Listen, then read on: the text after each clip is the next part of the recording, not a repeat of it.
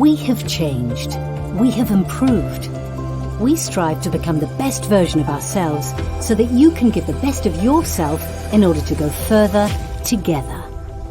We offer you the flexibility you need to drive a single event or all of your events. We are the only all-in-one event management software that is able to offer you all the technology and support needed to effectively manage, enrich, and revitalize your events, whether they're physical, virtual, or hybrid.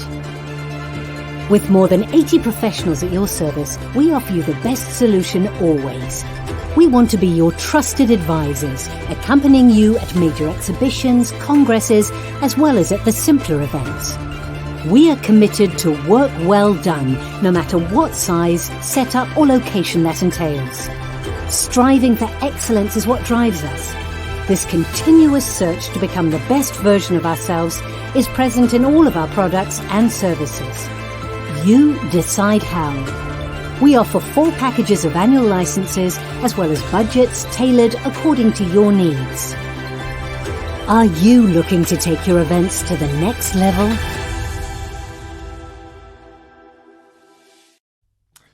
Hello everyone and welcome to the latest episode of the Event Tech Talk Show. This is actually the last episode of the year.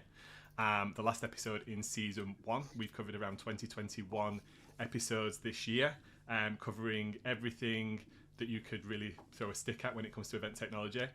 A large proportion of it obviously has been virtual and hybrid events, and for those that are listening maybe in the UK or across Europe, it looks like coronavirus is going to stay, and that's going to be a big part of the industry and our lives going forward. But today I've got 3 very special guests who are going to join me and hopefully talk about some things outside of virtual and hybrid events.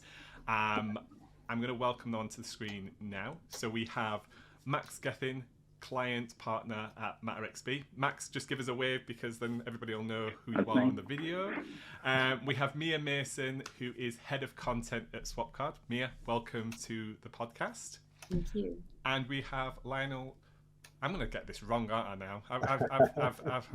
Go on, I'll give you 2 goes. Scurville?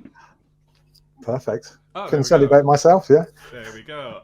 Who is account executive at Hubilo, and some may know his face from his time at Glisser as well. Guys, thank you very much for joining me in the last week leading up to Christmas. I'm sure you're either all busy or already winding down. Amir, this is your last day, right, of the year? Thanks for letting me end it on a high note. Guys, I wanted to give you the opportunity to just introduce yourselves a little bit more than I've done, what you currently do at your role, a little bit about the company and all that kind of stuff. So Mia, let's start with you. Thank you. So my name is Mia, as Adam said. I'm really, really happy to be here to share the stage with some awesome people that have much more insightful opinions than me. I'm basically here to learn. And I work for Swapcard, which is an all-in-one events and community platform in the event tech space. We, do what all the events and community platforms do. There's so many of us right now, and it's such a great time to be in this industry because there's so much learning and development going on, and everyone is learning from each other and alongside each other. So I'm just basically very excited to be able to witness all of this. And I work in content marketing, so most of my job is basically talking to people, interviewing them, hearing their stories, and using that to tell better stories for the industry and for clients and customers, which is why I really love my job, because I get to do things like this with awesome people. Thanks for having me. Thank you, Mia. Max, I'm going to come to you. So, hi, I'm Max Gethin. I work as a client partner at brand experience and events agency Masson, and we do everything from full large-scale in-person events, from your conferences and exhibitions, right the way through to now your hybrid events and virtual events as well. My specific role and what I do at Masson is very much on the kind of client servicing side of things and account management. So I work across onboarding new clients, working across strategy and insights, and really am there as one of the key people to engage with clients and advise how to, tackle all these new challenges that we're facing. Thank you, Max. Lionel, go for it, mate. Thanks. I'm Lionel. I'm a senior account executive for Hubilo. Again, I just wanted to reiterate what Mia said, and really, really happy to be here and sharing the stage again with knowledgeable people, and probably more insight than I could probably bring. But in essence, I'm part of the EMEA sales team. I'm there to help grow and scale our business within large enterprises across EMEA. And Hubilo, of course, we are one of the market leaders in the event tech sector at the moment. We're built really for, and our primary sort of fundamental reason for our services is around audience engagement, because we see that as a cornerstone to how event organisers will deliver successful events. Yeah, that's me. Thank you very much, everybody. So today's topic, event tech predictions. It'd be remiss of us not to talk about virtual and hybrid, but maybe we don't jump into that straight away.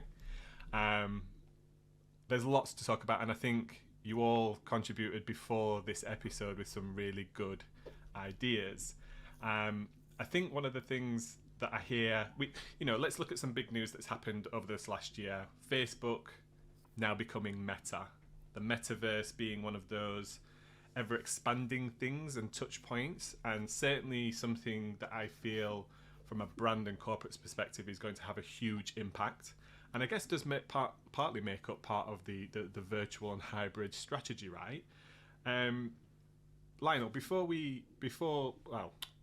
earlier last week we had a discussion around avatars in the metaverse. Could you start us off with giving us a little bit of your predictions around how attendees will interact with the metaverse based on that side of things?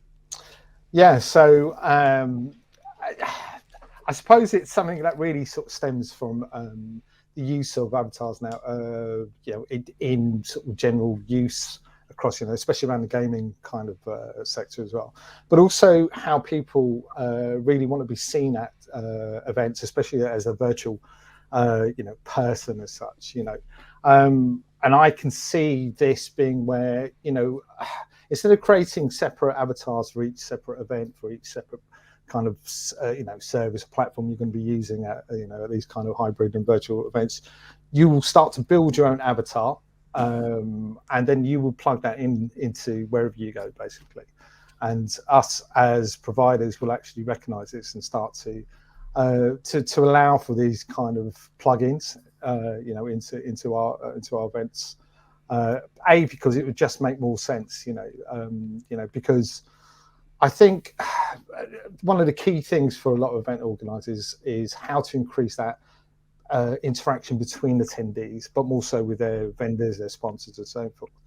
And they always tended to find that it's always at that point of creation of a profile on these type of events where you get a lot of sort of disengagement, really, And I think if people can just bring a ready-made persona into these events, into these environments, I think you're going to find a lot more people starting to be a bit more sort of adventurous in their interactions and how they move across these events. Yeah, I have to agree, and I think we've seen, or I've at least read recently, Adidas, Nike, other well-known brands moving into this space, wanting to essentially sell the digital version of their clothing lines, their brand, to anybody in the world. And I would imagine, I know I would. I don't know about everybody else, but if you've bought the real version, the physical version of the latest Supreme jacket or something like that, you want to be able to show that off in the digital world as well, right? Mia, Max, have you, any of your customers, or do you see yourselves maybe using those metaverse clothing items and avatars to represent yourselves at events? Either one of you go first. I'll chip in there. I think it's a very interesting kind of topic as such, because we're now seeing, as you mentioned, loads of brands going towards that customizing and clothing avatars. And actually, I think there's an element of, we're kind of talking a lot about kind of B2B and corporate events, but taking it from a consumer perspective, a lot of kids and, not kids, gamers are average age, I think something around the 30s. So everyone is already, customizing their Fortnite characters or whoever. The idea of the metaverse and what the metaverse brings is this kind of interoperable space where your avatar jumps between every single platform. So you can take any kind of clothes or whatever kit you're going to wear and take it to any kind of experience, event, or anything like that.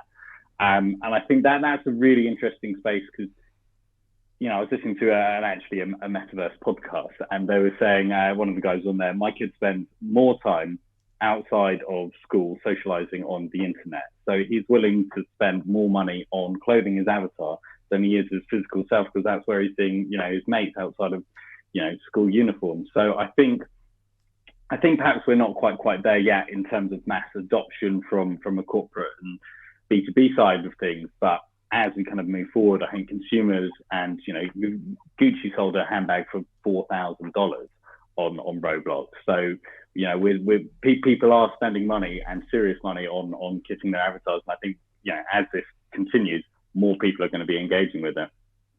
Can I just qualify what you just said there? Gucci sold an item on Roblox for $4,000? Yeah, a handbag, which is actually more expensive than the real version of that handbag, which is, kind of blows my mind. So that was a resale, I believe. So they sold it for less originally, and then, value went up, and I think it was 4,100 and something odd.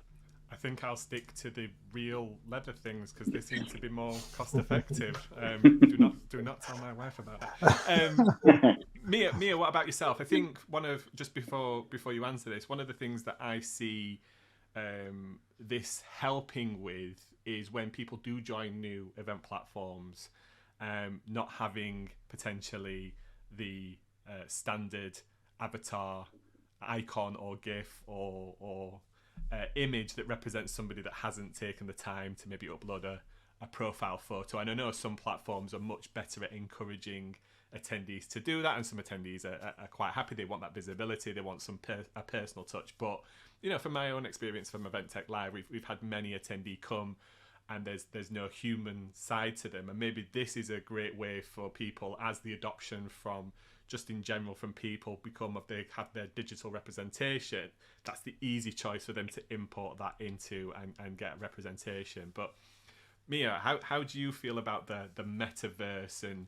its impact on the events industry?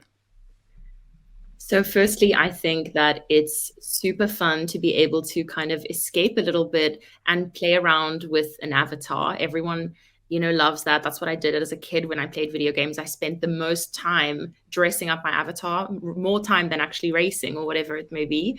I definitely think that it's a fun way to make events more engaging. Because right now, nothing is certain with the new variant circling about. Things are going to go back to virtual hard in Q1. I'm already seeing big names going fully virtual or canceling. So the standard of the average virtual event consumer is much higher than it was in March 2020. They expect so much more. They expect production perfection. They expect engaging ways for them to feel like they're there and not at home or not in the office. So the standard has really gone up, and we're going to have to deliver. That being said, some audiences have still not, after 2 years, adopted basic virtual events. So I don't see all audiences adopting the metaverse as a fun way to meet virtually. I definitely think it's going to be for specific audiences. As Max was saying, B2C is a very easy way to adopt that with the mass audiences. I don't know if B2B is there yet. It would be fun if it were, but we know that there are also lots of people in this industry in different niche sectors of the industry who just wouldn't go there. That wouldn't work for them. So I don't think that we should look at total mass adoption and make it such a big thing that it becomes a requirement or like the basic entry level for any virtual event. But if it can be used as an optional way or a more fun way, and if the platforms can do a great job of making it so entertaining that everyone wants to do it and easily understands how to do it, why not? Yeah, I have to agree, and it's really interesting the comment you made there about forcing the adoption, right? I think as the events industry, as a self-proclaimed geek, I want all the latest technology to be seen at events and deployed at events, but we have to wait for our audiences to catch up as well, don't we? Right? Like, I can remember being at an event not too long ago, actually, and somebody had obviously not been to that event for a while. They walked through the door, they actually stormed into the event organizer's office and were kicking off because they'd removed all of the printed literature with the event app, and they were just not ready to interact with the event in that way. It was alien to them. I think it maybe had been obviously a couple of years before, but since they'd been to event apps to us in this podcast would be, you know, they're old hat almost, aren't they? It's a case of there's new technology coming on the horizon, and that's like, Lionel, yeah. I was going to say it's we're very reactive as an industry. You know, we will adopt these if, you know, outside our particular industry, this is becoming more of, you know, if people are using avatars for other things, like, you know, going to the barbers to try out a haircut, a pre-appointment before they actually go and sit in a chair and then complain about it later. But I think we'll also be pioneers as well. I think the event industry will start to push the envelope a little bit as well. I think we'll start to make things happen. And, you know, the metaverse at the moment, it's still just an idea. There's still embryonic. There's no kind of basis to how it's going to really look like. It's similar to how the internet was seen in the 70s. You know, it was still, you know, there's this great thing coming. What is it? We don't know. Same with the metaverse. But, you know, the possibilities, and also the, you know, the speed at which these functions and these services will become more apparent for everyone and for everyone's use, will be something that we'll probably be proactive in pushing as well as being reactive.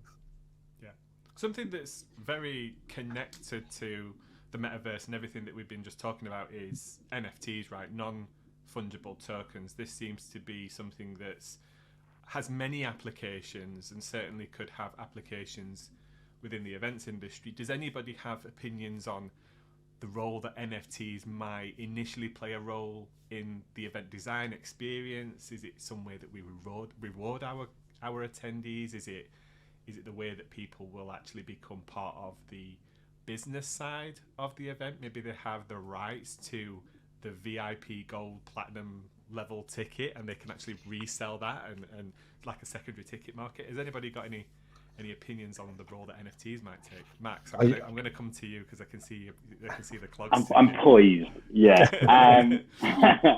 I think that there's the role of NFTs in events is an interesting one, because I think there has to be a perceived value for anyone to want to buy one, right? So people who are buying, you know, I think at the moment brands are pushing out NFTs left, right, and center, and, you know, some of them to varying degrees of success. And I think from an event side of things, I think it will really depend on the audience and type of event. So I can't imagine, you know, your average exhibition attendee or conference attendee saying, right, I've got the NFT for going to, you know, a watch exhibition, for example, or something like that. But from, you know, a brand event or an online gig or something like that, I think that's quite interesting, where you've got something to say, I was at, you know, the Coldplay gig or the Lil Nas gig, and that's almost like a badge of honor, and that's something to say, I've got that.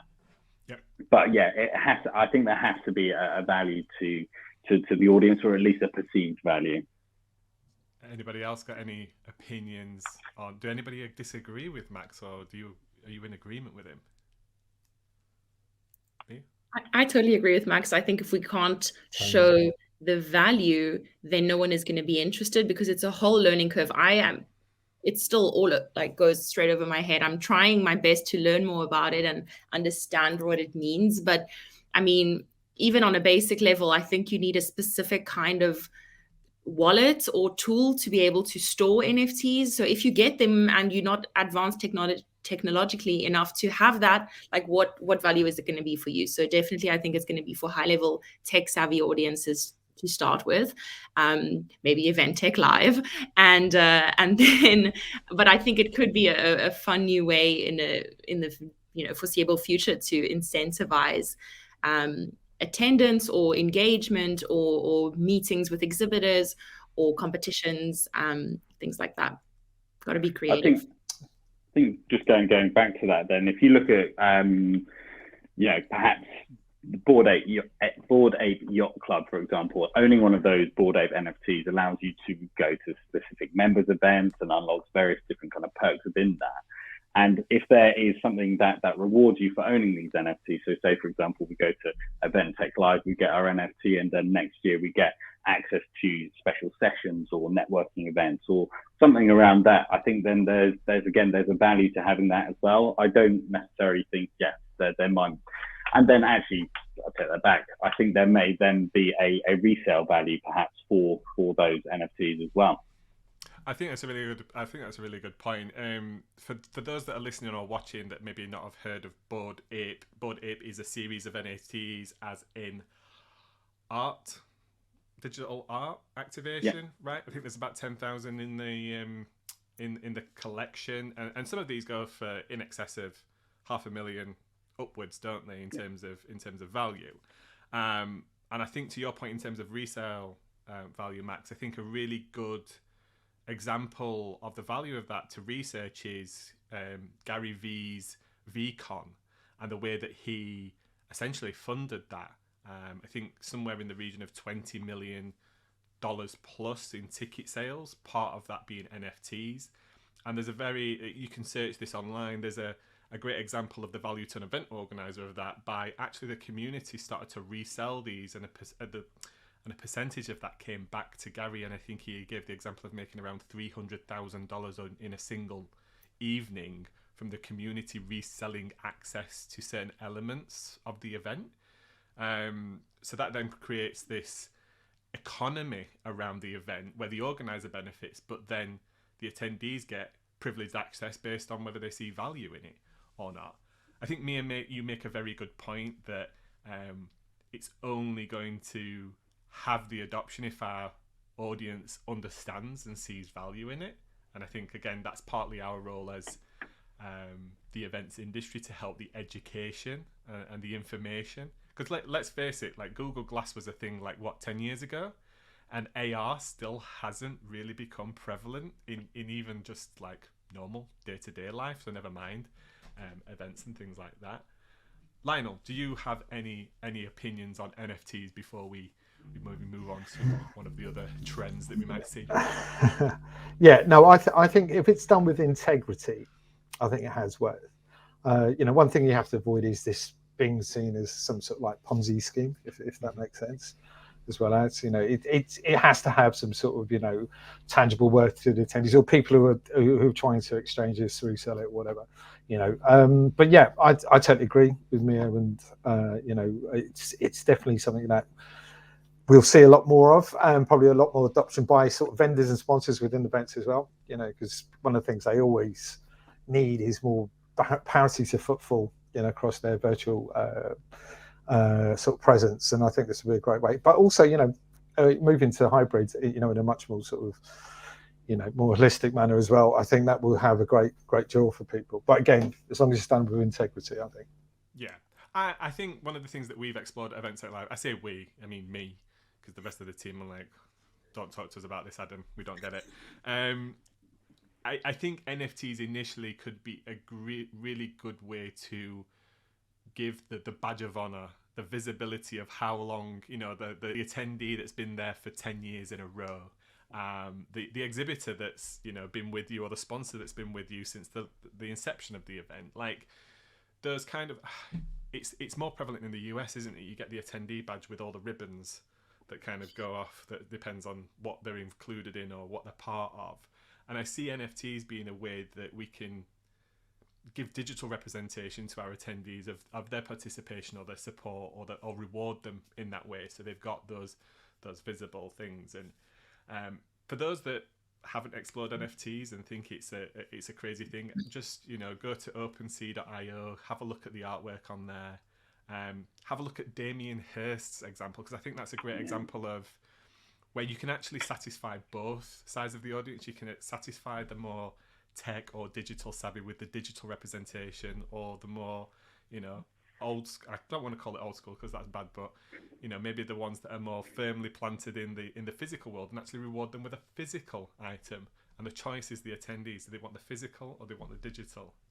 So going off and explore, because I think it is something that's going to play a role in events. How that plays a role, I think, is yet to be fully seen.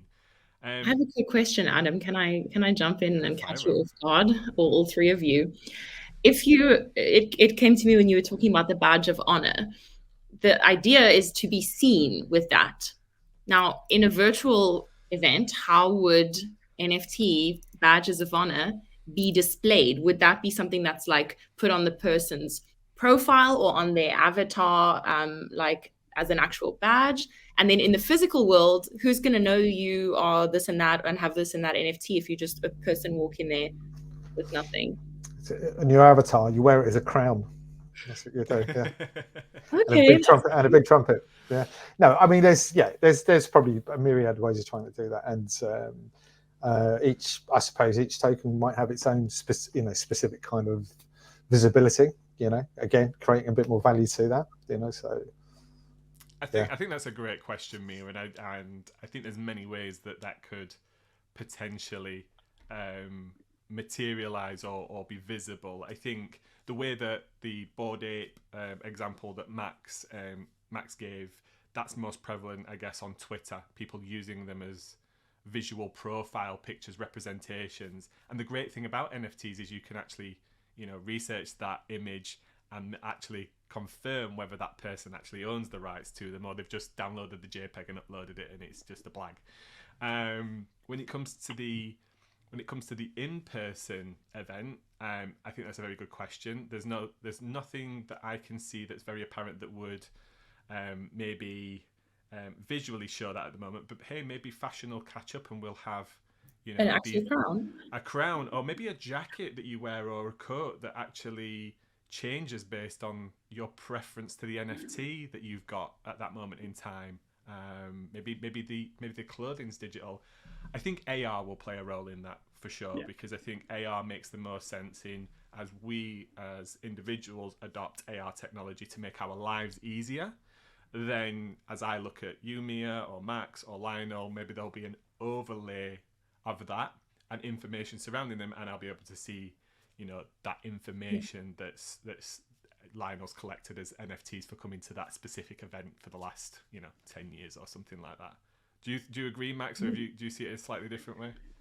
No, I was going to say that was quite a nice segue perhaps onto the role of AR, because you mentioned it's been around for kind of 10 years or so, but I think over even the last year, it's become much more widely used. We're seeing it in virtual events to bring products to life at home, or integrate into the overall experience. Use of second screening on virtual events, again, is another thing I've been playing around with AR. And I would say AR is going to become much more prevalent than VR over the next few years, because of just the inherent nature of being able to use it in actual day-to-day life.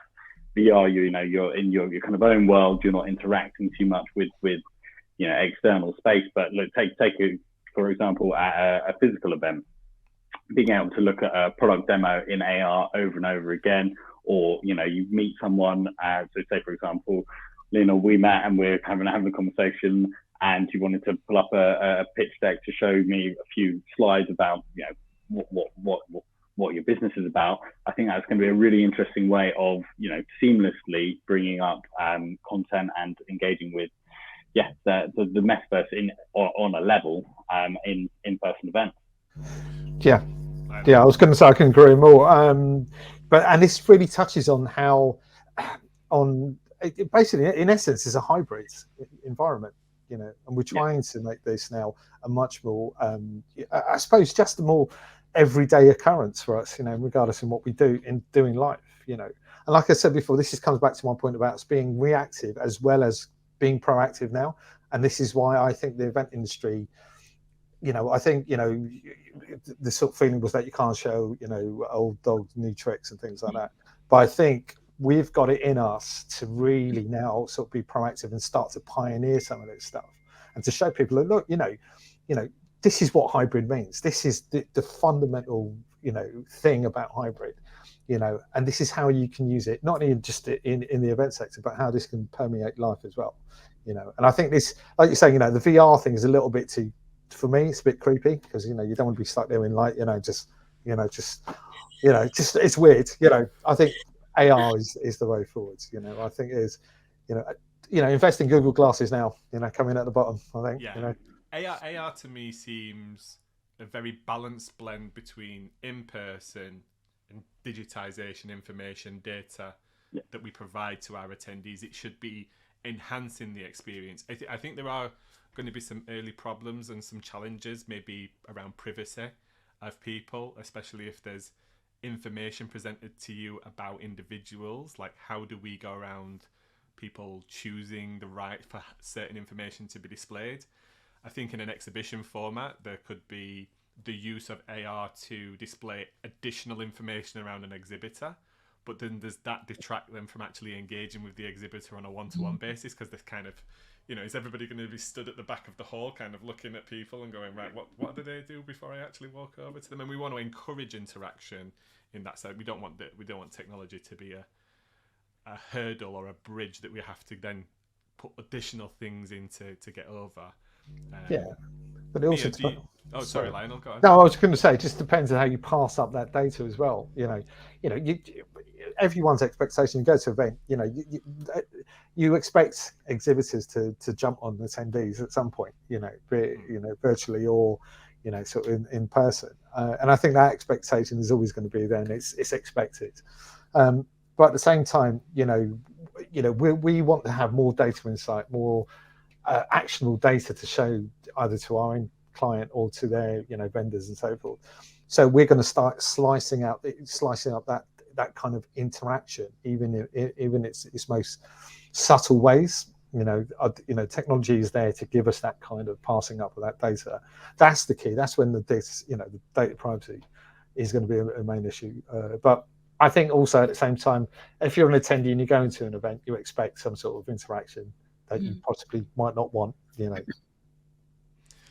You mentioned earlier, Lionel, that the events industry will change from being maybe late adopters to pioneers, and I think that's a really interesting segue into what I believe that as an industry we could very much be a pioneer in, and that's community. We bring people together in moments in time.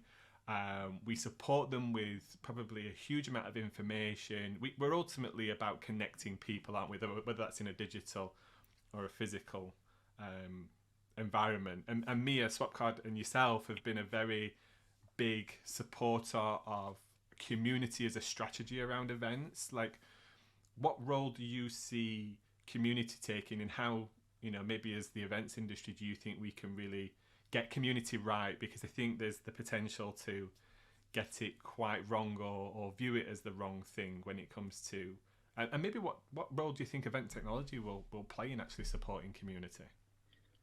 Gosh, so much to unpack. Stop me at any point if I go on for too long, because I'm really passionate about this topic. But to start with, event technology will play a central role in the building and engaging of communities year round, because you can't do that physically all year round necessarily. It's going to be through technology. So it's going to be a pivotal space where everyone in the community can meet.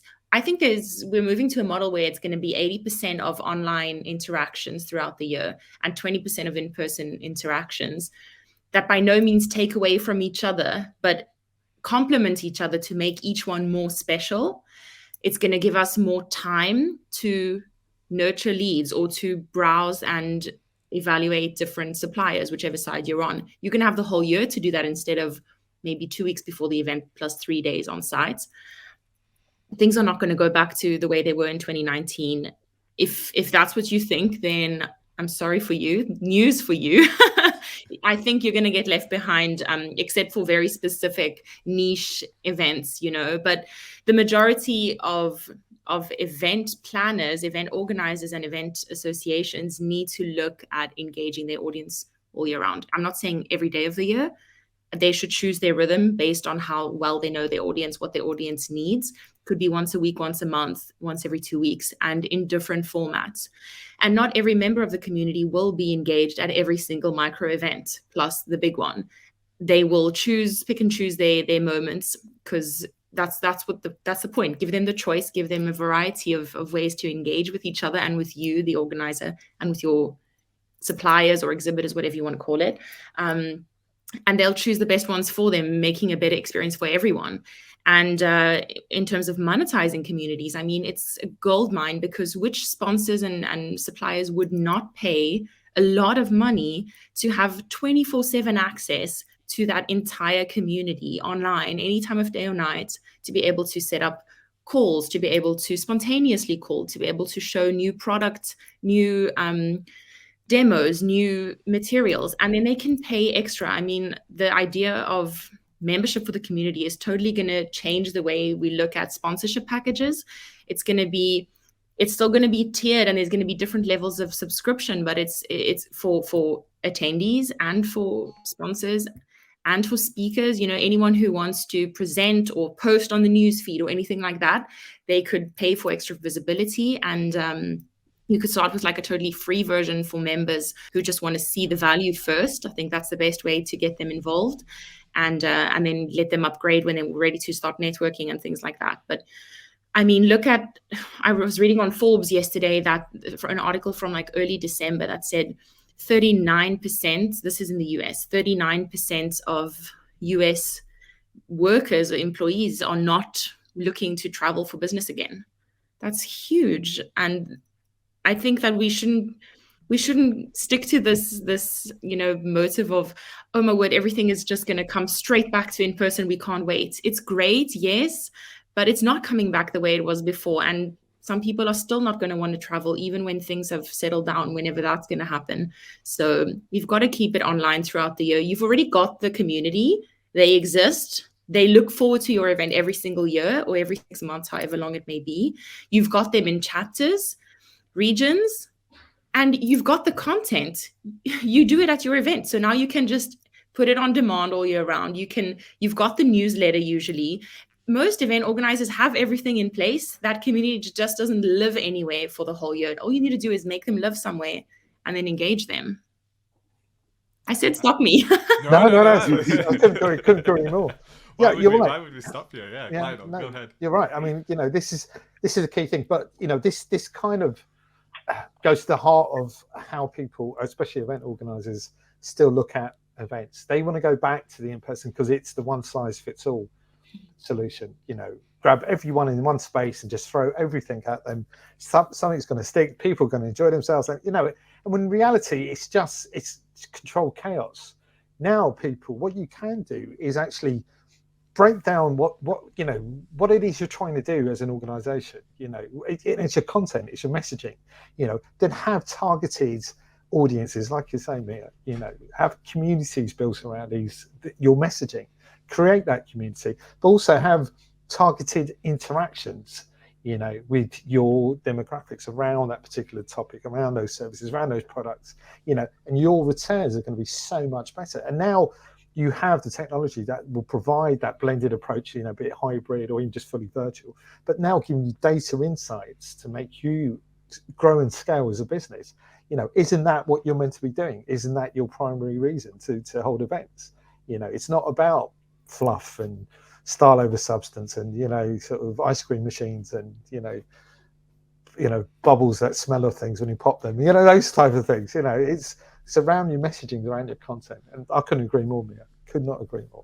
Totally. I just think event planners, it's what you said at the beginning, Lionel, the mindset is still very much in the old-fashioned event model, but it needs to change, because once they think of the mindset of a media publication, for example, which has monthly or bi-weekly or weekly issues and competitions and specials and promotions and free gifts now and then, that model needs to be what event planners adopt. And then their big in-person event needs to be but one aspect of their whole year-round marketing journey. A big one, but just one aspect of it. It's like the cherry on the cake, really, in that respect. But you're totally right. Couldn't agree more. Max, I guess this comes quite nicely onto some of your points around content being actually, a key proponent, in-person events coming back, but, audience expecting more greater access to content as the key value to the event, right? Yeah, absolutely. I think just before we kind of get onto that, I'm just thinking from community aspect and building that. Networking has been kind of widely known as one of the biggest challenges within kind of virtual events, and I think within that community, people would go to annual events where they'd meet, the same people year on year, and they'd learn from each other, catch up, learn about, their businesses, insights, etc. And I think that kind of in-person community is still so important. But as you said, everything around that and how you build that throughout, because as we said, 39% of people in the US aren't going to be traveling for work.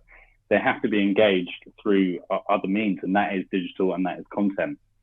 And, we all work in events. We all know the power of content. And I think if there's been one thing over the last 2 years, really, is that digital and virtual content has to be as good as TV. It has to be that kind of Netflix quality, broadcast quality content, because anyone can just, sign off or go make a cup of tea, stop listening. It's so easy to switch off. And I think there has to be, an element of keeping you engaged and interacted, but also then just the overall experience has to be seamless. I mean, everyone just, we don't have time to sit and watch crap content, essentially. Nobody got time for that. I totally agree, Max, and it's so true what you're saying about the virtual side of things, because I don't know if you guys have seen this, but I went to about 6 in-person events over the past 3 months, and actually not just saying this because you're here, Adam, but Event Tech Live in London in September, was it? I don't know what day of the year it even is anymore. Yeah, right, November. Event Tech Live was the only one that I witnessed really engaged on-site attendees, engaging with the content.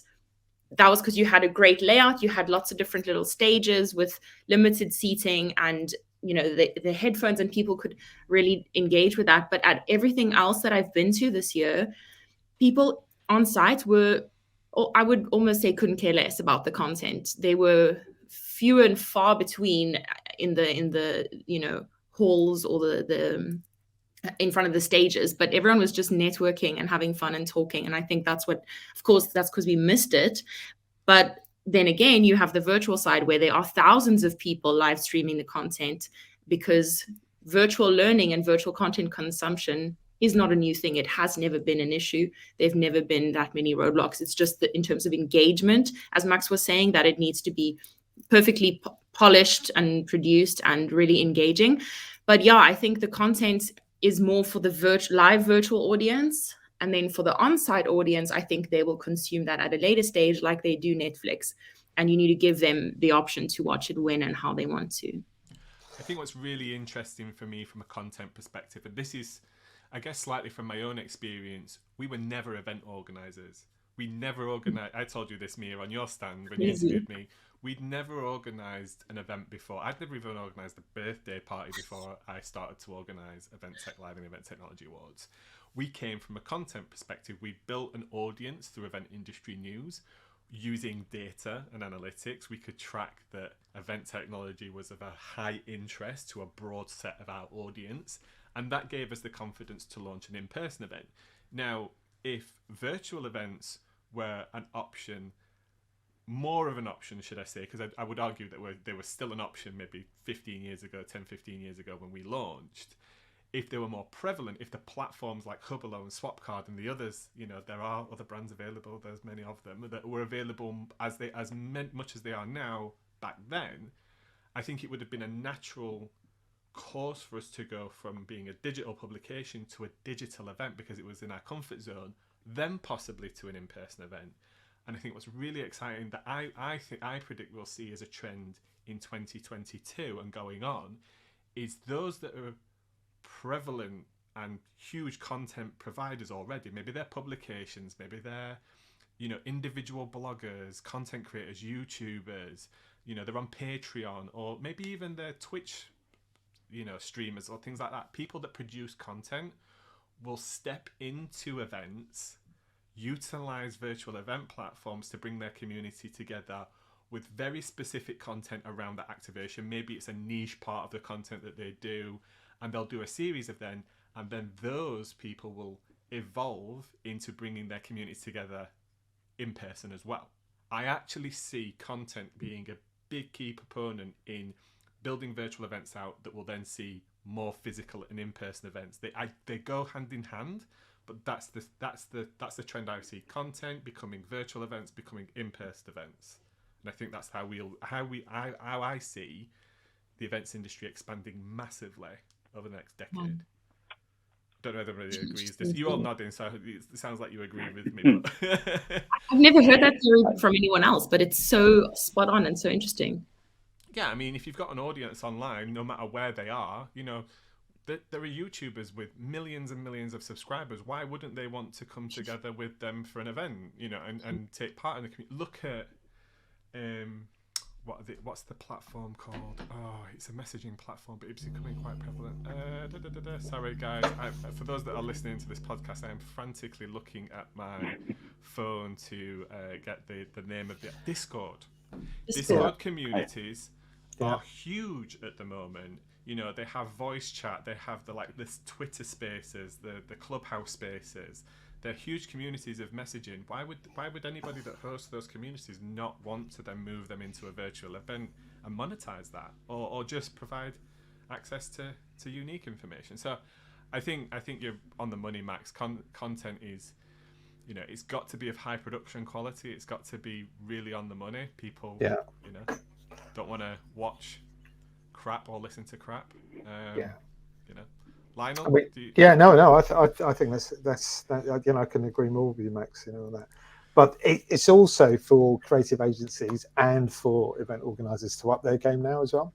And I've always said this when we went to virtual, when we pivoted straight to virtual, and I said this and I remember saying this to a colleague especially, and him, Adam, and I won't say who, okay. but I said that it's about content now. It's about the messaging. It's about what you're offering your audience.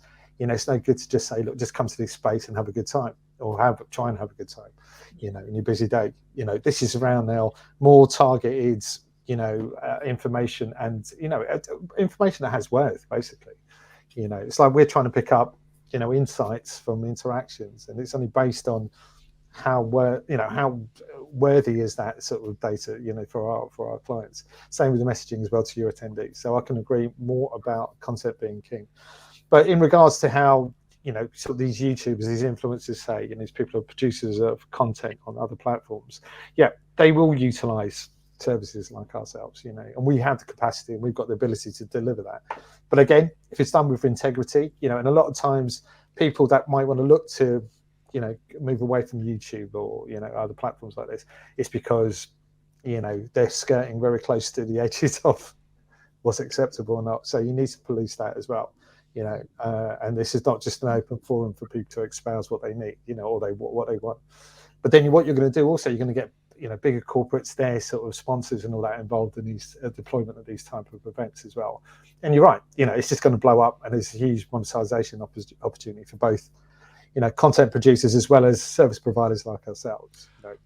I think it's really interesting because look at you take YouTube as a platform, and what does it do? Something like $1 billion in ad revenue in a couple of months or something like that. Every month or something, it does $1 billion in ad revenue, and the content creators on those platforms they get a share of it, and it's not even like a 50-50 share. It's whatever Google and the guys at the YouTube gods decide at that moment in time, whether you're getting highly monetized or you're getting demonetized.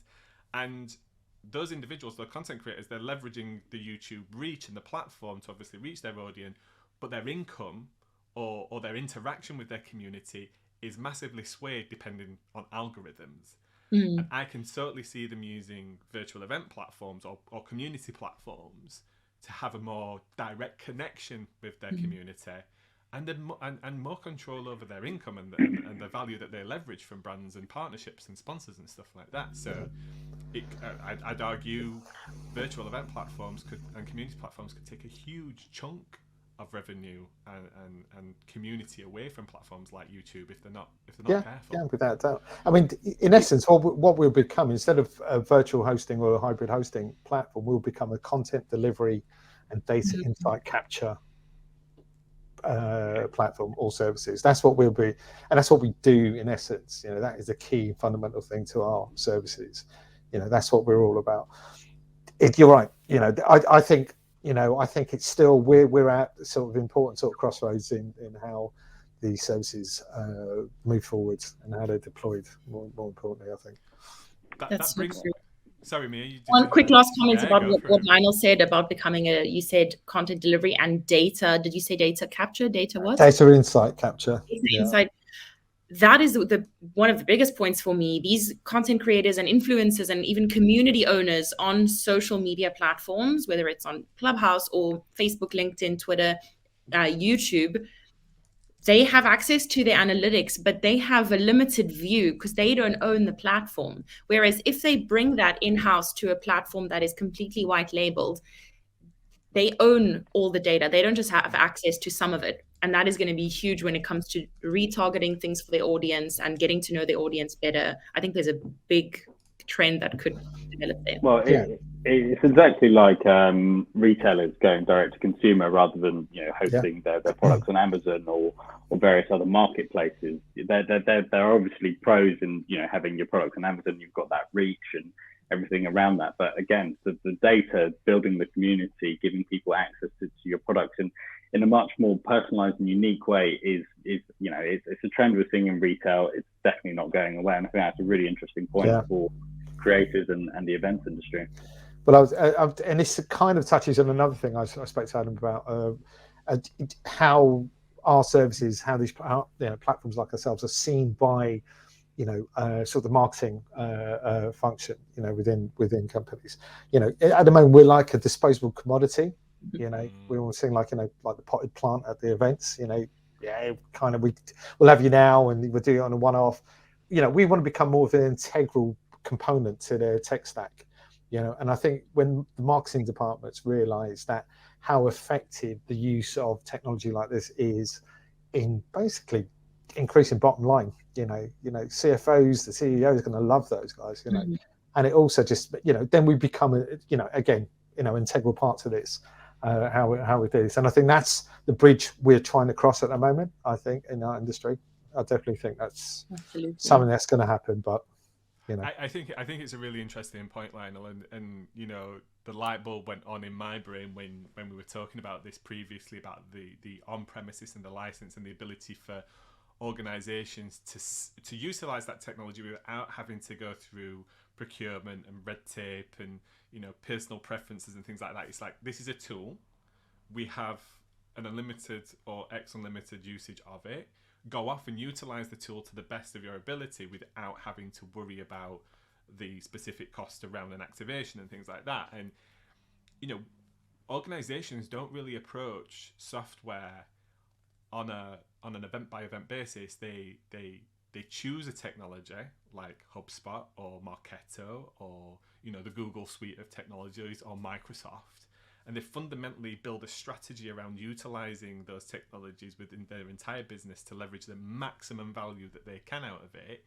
Could you imagine if they were like if somebody in your organization said, we're using Microsoft for this month, but we might move to Google next month, and then we might move to Zoho the month after, but we're not quite sure yet because we're trying to figure it out, but and then it'll change in another 6 months. That would be absolute chaos from an organization to really leverage the value out of those technologies in that way. But it also offers those organizations much more customization and proprietorialness to this technology as well. Because every company is looking for a competitive advantage. And if you can use services like ourselves, like Swapcard, to basically help your company just grow, you're going to want some sort of like personalization to it, at some point. I'm not saying it's for everyone, because it won't be, because it's only the big companies that got the money, that can afford to take this on-prem. But I think it really depends on what type of event you're producing. Just like everything, right? What's the objective? I think from those that are trying to reach a community and update with content and things like that, then you're going to want an integrated, an embedded solution with your own organization. Probably from Max's perspective, when he's working with a brand and they're thinking about an activation or an experience, they're going to want freedom of choice because they're going to want to use the right tool for the right thing at the right moment in time, right? Yeah. Am I getting that right, Max? Yeah. Yeah, exactly. I mean, we would say we're platform agnostic in the way that we find the best solution for the brief. And to kind of echo your point that some clients have preferred virtual partners and that we have to use them, and then that's fine. That's all kind of signed off via procurement. But we also have the ability to, put ones that we see are most fit for the type of event forward, and then kind of work with that. But there is a massive benefit to using the same platform over and over and over again, making sure you can, improve time and time. And then also from a data perspective as well, being able to capture all that data. And then I think one of the points I haven't made yet, but is, integrating that into CRM and, your customers' profiles and using that data really to inform sales and marketing teams to as you said, grow the business. Yeah, because I think that's another sort of key trend as well, is the integration piece, but also the collaboration piece as well.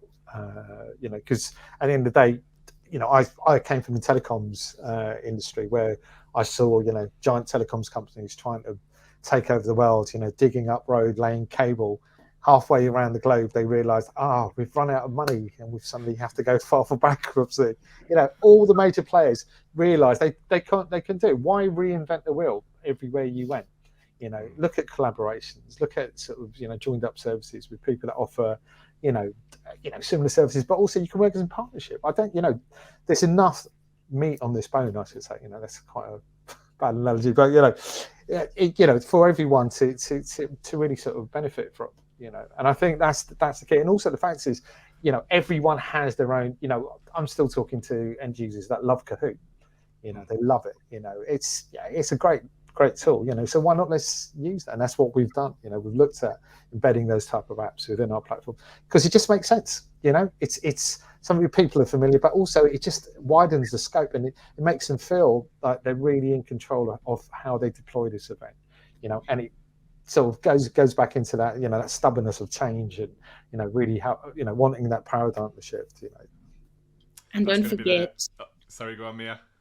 One last point for Max. Don't forget about the final end user experience, the attendee experience, and how much easier it is for them, and what a delightful surprise when year on year they don't have to create a new profile on a new platform and learn to navigate a new platform. That's one of the biggest benefits, and I really want to stress that organizers and anyone in the back end should not forget about the front end user, because they're really the ones that need to have the best time on the tool that you're choosing for your event. Yeah, I also just wonder whether there'll be some, back to the avatar idea, maybe there'll be some kind of profile that the attendee keeps with them, and can we get past registration? Absolutely, it should be. Yeah, it already exists on Swapcard. Maybe even we can. I don't know about Hubilo, but I mean, the one profile. If you happen to attend multiple events that all run on Swapcard, you just sign in with your thumbprint or your password or your magic link, and it's the same profile for all the events. So you don't have to update all your info all the time. Save time. The goal. But it also sort of broaches that thing about having that blended approach for in-person and virtual attendees. We've all been to in-person events. When's the last time we went there? We were presented with a form. Fill out this for your profile. It's like in the bin, off it goes. We're never going to do it. We're just never going to do it. So why should we do this now? Especially if the technology will happen and it will start to roll out. People just want to turn up, do their thing, smash the place up and then come back out again. That's it's like just me when I attend events. Nobody's inviting you to an event, Lionel. Now Lionel comes in, smashes your event up and leaves. Don't even fill you out your registration form. That's actually. I'm conscious of time. I'm conscious of all your time. It's nearly, Mia's already like edging to get out and go to the local go to the cocktail bar, get a drink. I want to, on things that we shouldn't do or hope to not see. I'm going to land this on you. I didn't tell you about this before, but maybe what's a prediction or a thing that you hope we leave behind from 2021? Maybe not. Maybe in 2022. Maybe in 2023 if we can get that far. But like, Mia, you put your hand up first. Like, go for it. Instantly, what came to mind was a recent event that I went to that I won't name, but that didn't have an event app. No attendee list visible, no exhibitor list visible, no integrated floor plan. It was an absolute nightmare and basically a waste of a few days of everyone's time because it was pure coincidence if you bumped into the right people. And I cannot believe that that's still happening in 2021. So if that is still happening, if there is no event app that helps whether you have buyers and sellers or whether you have a conference schedule and content and viewers, make them connect via something handheld that they can easily find their way around and put that floor plan in there and put the timings and everything, plus profiles, avatars if you wish. But that was a shock to my system, and it was very unpleasant experience to not have an app with an attendee list and an integrated floor plan and a conference schedule. So event apps making a comeback then. Lionel? Is do not forsake having a virtual strategy. You know, we are bang in the middle of a pandemic. We are not at the end of it, you know, and do not give up on that, because, you know, if you're going to throw all your, this is the trouble. Everyone's throwing their eggs into one basket and then reacting to another. You know, mitigate your risk. You know, that's the key to it. You know, because your events needs to still go ahead, and if you want to show your worth as a functioning component to your business, you know, have virtual strategy. Max, you see something that do you have something that you hope we leave behind or get? Here we go. Not having to have a virtual strategy. Oh, controversial. well, no. I mean, that being said, you know, something I'd love to, you know, my background is in-person events, and that's what I absolutely love. And, you know, I'd love to get to a point where we don't have to have virtual as a backup. I'd like to have it as always an addition to an event and an enhancement of it. Yeah, I mean, hybrid. But I mean, you know, if you need to pivot, you know, that's the thing. Yeah. You know, you have to have plan B. Just fingers crossed, not having to pivot. That's what I'd like to leave behind. I have to agree with you. You know, there seems to be it seems to be you're on one side or the other. And there's a small group of us that I think are in the middle, and probably the supply chain more than anything, the agencies, the suppliers, the media, that see this as it should be an integrated approach, right? You know, just how confusing it is from your audience to constantly tell them, oh, we're going this way, and actually something's changed and we're going this way. And listen, I know we all and everybody listening and watching this will hope that we're not living in a constant pandemic world where there's something always around the corner that's going to stop us convening together and forcing us to go digital. But it is a choice. It's a God-given choice to everybody on this planet to be able to engage with an event digitally. It's the same way that they watch films. They can either choose to watch them on Netflix or when they come out on their own set-top box, or they can choose to go and have an experience at a cinema. And it shouldn't really be one or the other. Yes, it will be a different approach depending on what your audience is into, where they're weighted, what type of event it is. I hope we don't see virtual weddings, because that would be a crying shame, because I love a bar and a good dance on the dance. I can't dance very well, but I do like to at least try. But you know, my point is that it'll be very much weighted, but it should be a strategy, a holistic strategy that we're carrying forward if we want to make the most out of our events and satisfy the largest number of attendees that we have as part of our community.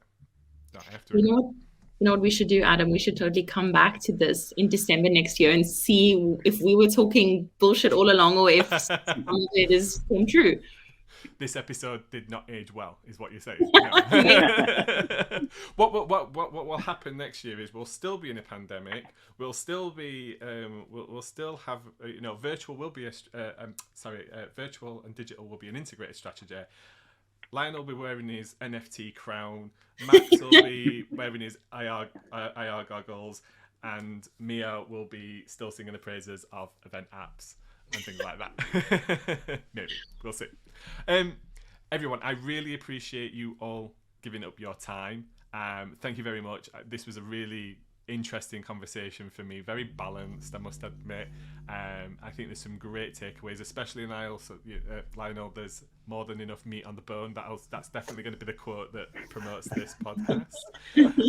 For anybody listening or watching, where's the best place to connect up with each individual one of you if people want to kind of continue the conversation or just want to hang out and follow along with what else you've got to say? Max, I'll go with you first. Yeah, the best place for me is LinkedIn. You can find me, Max Gethin, relatively simple, and yeah, hit the connect button. Mia? Same for me. Very active on LinkedIn. Mia Masson with 2 S's, and you'll find me there. Lionel? Yeah, same here. Or you can give me a direct shout, Lionel@hubilo.com. Awesome. Perfect.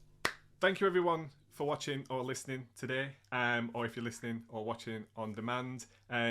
This brings us to the end of the last episode of the Event Tech Talk Show for season 1. Please join us next year for season 2, and if you want to listen or watch any of the last 20 episodes back, you can go to eventtechtalks.com or the Event Tech Live website, eventtechlive.com. Thank you very much. See you in the new year.